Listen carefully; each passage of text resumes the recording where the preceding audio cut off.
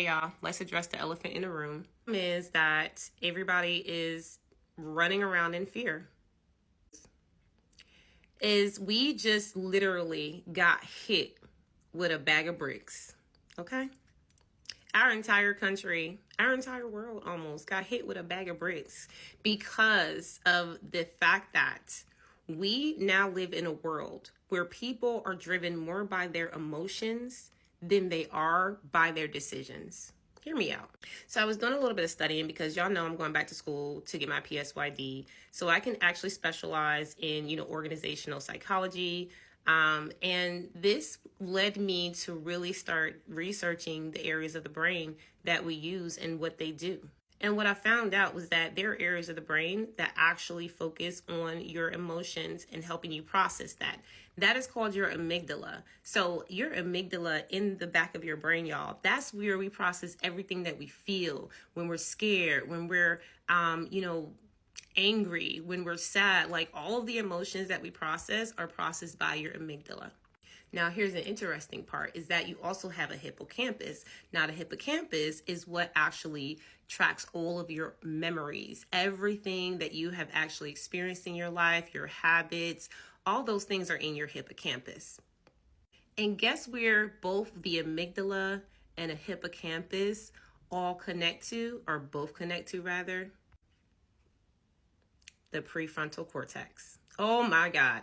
Y'all, listen, when I actually did the research and started to look at the data, the reason why we are tripping out, a lot of us right now, is because this isn't working.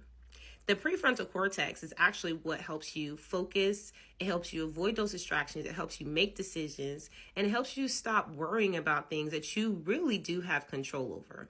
So if you are so used to dealing with your problems and you really don't know how to,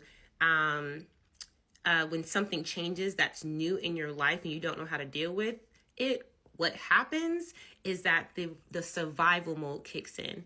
And what does survival mode do? It actually goes to the part of your brain that's easiest to attack, which is what? The amygdala, the hippocampus, because of course they're stronger.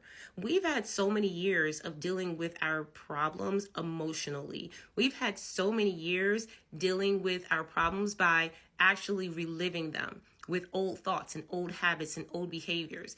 This is the strongest part of our brains, especially with the fact that the pandemic hit, and y'all listen, it knocked us out the damn water. But I will say that you have to take time to reinvigorate your mind, okay? The prefrontal cortex is the part that needs to be the strongest. If you're not doing things like meditating and journaling and writing your thoughts down and actually analyzing your situations and circumstances so you can know that, okay, I handled it that way, but how could I have done that better? If you're not doing these things, and especially if you're not doing it daily, it's not going to strengthen. It's like a muscle you have to build up. What is actually being strengthened is your amygdala and your hippocampus. And so I want to encourage you guys, right? And there's so much more to this because we didn't even talk about like the neuroplasticity and how that helps you change your behaviors, because everything in our bodies, even our DNA, can be altered. But we'll talk about that as I'm learning this, y'all. I'm telling you, if you're in business and you are having struggles, if you're having problems, if you are dealing with the stress of the world right now, if you are allowing your emotions to take over every time a decision needs to be made or something arises in your life that's uncomfortable, that means that it's not that you're out of control as a person. It's not that you're a bad person. It's not that you don't know anything. It's just that your amygdala and your hippocampus has been fed longer. So it's stronger than your prefrontal cortex.